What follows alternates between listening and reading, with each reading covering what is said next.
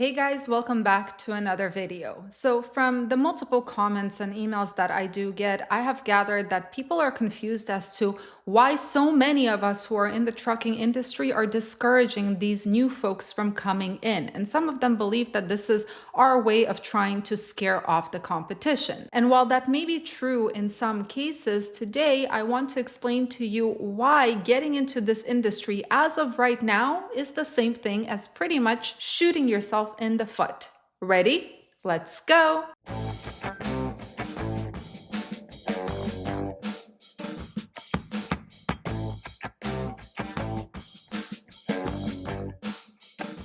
The market is bad. There are no two ways about it. We all know it. And this is because of a slew of things. This is because there's too much competition, too much capacity in every single area. It's because the interest rates are ridiculous. Inflation is ridiculous. The consumer price index is ridiculous. It's because the price of everything has gone up while the potential for making income has gone down. But these are not the reasons I'm going to be discussing with you today. Today, we're going to be focusing on the idea of freight fraud and how this whole freight fraud problem in this industry is making it nearly impossible for new carriers to book loads, as well as some seasoned carriers. According to Overdrive, freight fraud has cost carriers and brokers over $800 million per year. Yeah, it's that bad. So of course, we shouldn't be surprised that some companies have implemented changes that will protect them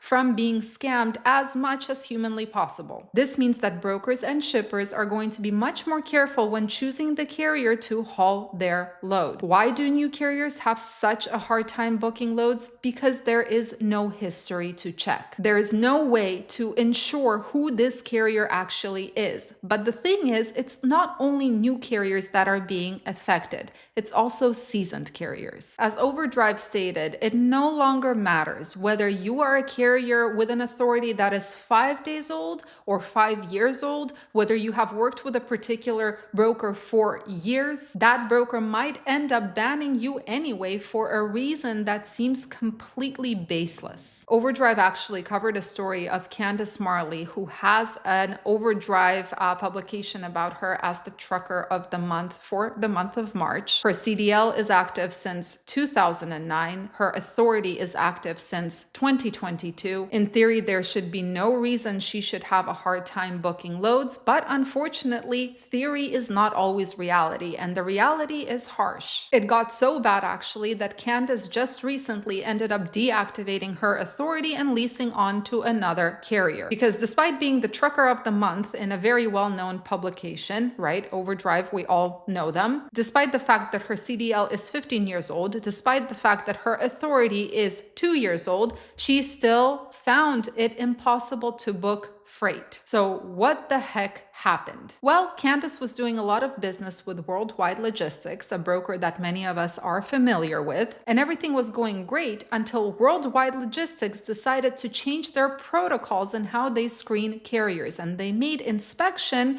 a mandatory thing. So if you don't have inspections, you're automatically banned. And the reason for this, according to Overdrive, and I quote, "Some brokers have long viewed the existence of inspections in a carrier's history as evidence that they're actually a trucking company and not an entity registered solely for the purpose of double brokering. The idea has since spread like wildfire among brokerages." So yeah, Candace ended up getting the boot despite the fact that she was a consistently reliable and good partner to Worldwide Logistics. And this was all because she didn't have inspections. Now, don't ask me how you can go 2 years with an authority without getting inspections. That doesn't really matter. The point is, Worldwide Logistics never gave her another load again. Now, some of you might be asking yourself, well, couldn't she just go and ask for an inspection to be done? Well, it's not that easy. While you might be able to find some inspectors who are willing to do an inspection when you ask for it,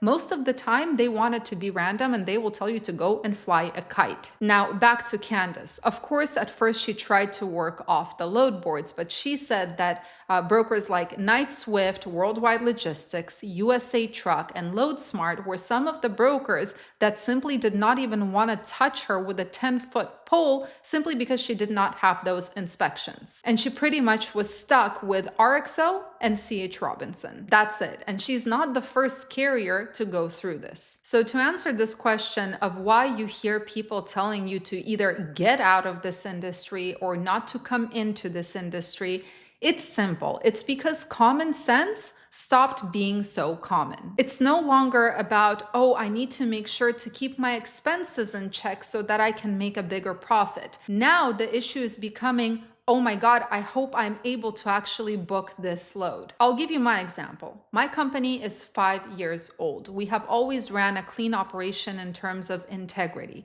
However, our inspections have not always been clean. We have a ton of them. They have not always been clean. We have had out of service orders, one of which happened very recently. Why did we have an out of service order? Well, because the hose was worn. Did we have violations? Yes. What was one of the violations? The fact that the sticker on the side of the truck, the decal, said DOT instead of USDOT. So what does that mean? Well, it means that once that hits the CSA score, which usually takes about a month, I'm going to have a hard time booking loads with certain brokers because all they see is CSA score, violations, out of service orders, and they don't even try to figure out what were those out of service orders and violations for. DOT instead of USDOT. And I have had that happen before. As a 5-year-old carrier, I'm not saying that we're the best carrier in the United States, of course not.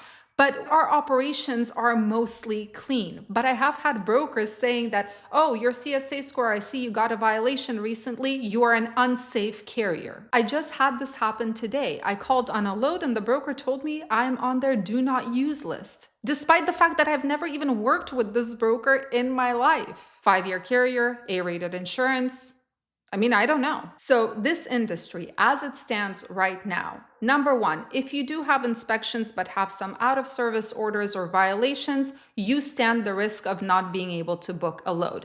Number two, if you do not have any inspections, so your record is completely clean or actually doesn't exist, you are at a very, very high risk of not being able to get a load. If you're a new carrier without any history, you will probably be booted by most brokers. If you are a seasoned authority, you still might get the boot from some brokers, either for a lack of inspections or an inspection having a violation or an out of service order or the fact that we just don't work with you and we don't know why, but then you find out that no, you actually do work with me and this broker was lying. Yes, that has happened to me with Ryan Transportation Services. Now, of course, the easiest thing to do is to finger point and say that because of you or because of that person or this person, I am not able to make some money, but that's besides the point. It's just the way it is right now. As long as brokers, customers, shippers have a choice of carrier, which carrier to actually book on a load, they will always go for that carrier that has less violations, more inspections, maybe a more seasoned authority, just because they have that ability to choose. I mean, let's be real here. If the market was one where it's extremely tight, where there is just not enough trucks to move those loads, brokers would be extremely lenient about who they are going to give the load to because they don't have any other choice. But unfortunately, we are facing a situation of overcapacity at the moment. So I hope that answers the question of why so many people are screaming to get out or not to come in. Anyway, guys, wishing you all a fantastic rest of your day. Stay safe, stay healthy, and keep learning. See you in the next video.